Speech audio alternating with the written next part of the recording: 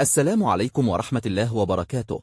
معكم علي، وأهلا وسهلا بكم في تحليل جديد من مباريات كأس العالم 2026.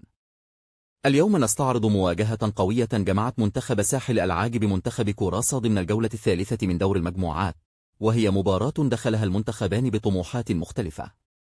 منتخب ساحل العاج كان يبحث عن الفوز لضمان التأهل إلى الدور التالي، بينما تمسك منتخب كوراسا بآخر آماله في مواصلة المشوار، لذلك كان الجميع ينتظر مباراة مليئة بالحماس والإثارة.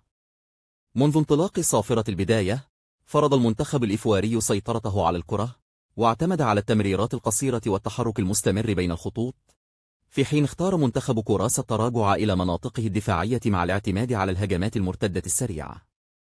وخلال الدقائق الأولى، نجح دفاع كوراسا في إغلاق المساحات بصورة جيدة، وأجبر لاعبي ساحل العاج على البحث عن حلول مختلفة لاختراق الدفاع. ومع مرور الوقت، بدأت أفضلية المنتخب الإيفواري تظهر بشكل واضح، بعدما ارتفعت نسبة الاستحواذ، وفرض لاعب الوسط سيطرتهم على مجريات اللقاء، مع تنويع الهجمات بين العمق والأطراف. ورغم ذلك، تألق حارس كوراسا في أكثر من مناسبة، ونجح في إبعاد عدة فرص خطيرة، ليبقي فريقه داخل أجواء المباراة. في المقابل، حاول منتخب كوراسا مباغتة منافسه عبر الهجمات المرتدة، لكن دفاع ساحل العاج كان في غاية الانضباط، وأحبط جميع المحاولات قبل أن تتحول إلى فرص حقيقية.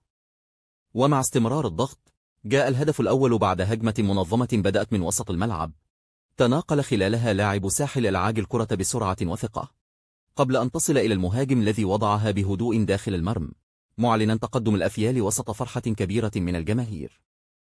بعد الهدف، ازداد المنتخب الإيفواري ثقة، وواصل الضغط بحثا عن تعزيز النتيجة، بينما حاول منتخب كوراسا العودة سريعا، لكنه اصطدم بتنظيم دفاعي مميز، لينتهي الشوط الأول بتقدم مستحق لساحل العاج بهدف دون مقابل. مع بداية الشوط الثاني، دخل منتخب كوراسا بأسلوب أكثر هجومية، ورفع خطوطه إلى الأمام بحثا عن هدف التعادل، وهو ما جعل المباراة أكثر انفتاحا، وخلق مساحات واسعة استغلها منتخب ساحل العاج بذكاء في تنفيذ الهجمات المرتدة.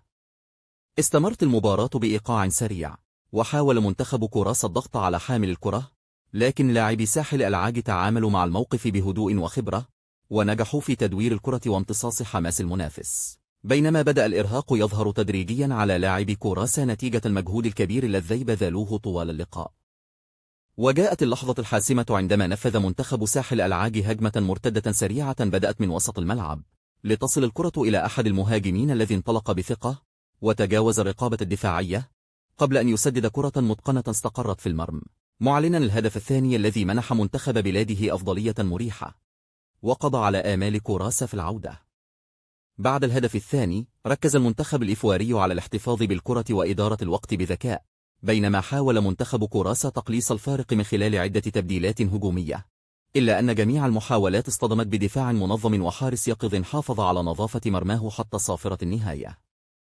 وفي الدقائق الأخيرة، واصل منتخب كوراسا القتال بروح عالية، لكنه افتقد إلى الفاعلية الهجومية، في حين لعب منتخب ساحل العاج بثقة كبيرة، وحافظ على توازنه بين الدفاع والهجوم دون أن يمنح منافسه أي فرصة حقيقية للعودة إلى اللقاء. ومع إطلاق الحكم صافرة النهاية، أعلن فوز منتخب ساحل العاج بهدفين دون مقابل، في مباراة أكد خلالها الأفيال أنهم من المنتخبات القادرة على المنافسة بقوة في الأدوار المقبلة، بعدما قدموا أداء متوازنا على المستويين الدفاعي والهجومي. إذا نظرنا إلى أسباب هذا الانتصار، سنجد أن السيطرة على وسط الملعب كانت العامل الأبرز، إلى جانب سرعة استعادة الكرة، والانسجام الكبير بين خطوط الفريق، واستغلال الفرص في الأوقات الحاسمة. كما ظهر الانضباط التكتيكي بصورة واضحة، وهو ما صعب مهمة منتخب كوراسا في الوصول إلى مناطق الخطورة. أما منتخب كوراسا، فقد قدم مباراة جيدة من الناحية الدفاعية خلال الشوط الأول، وأظهر لاعبوه روحا قتالية كبيرة، لكنهم لم يتمكنوا من مجاراة النسق المرتفع الذي فرضه المنتخب الإيفواري، كما أثر الإرهاق في مستواهم خلال النصف الثاني من المباراة.